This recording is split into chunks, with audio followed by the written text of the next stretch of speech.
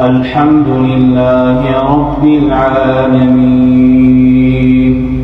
الرحمن الرحيم مالك يوم الدين إياك نعبد وإياك نستعين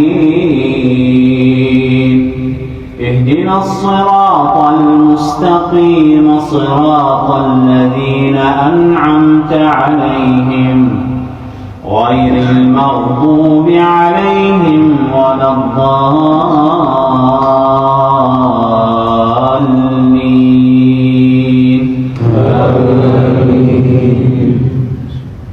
وقال الذين كفروا لا تسمعوا لهذا القرآن والغوا فيه لعلكم تغلبون.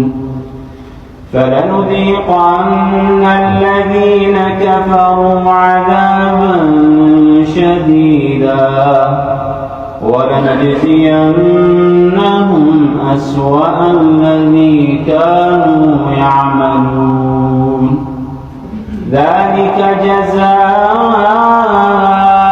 أعداء الله النار لهم فيها دار الخلد جزاء بما كانوا بآياتنا يجحدون. وقال الذين كفروا ربنا أرنا الذين أضلانا من الجن والإنس نجعلهما تحت أقدامنا ليكونا من الأسفلين. إن الذين قالوا ربنا الله ثم استقاموا تتنزل عليهم الملائكة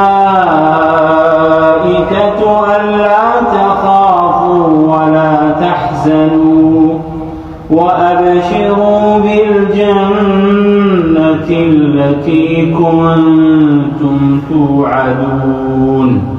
نحن أولياؤكم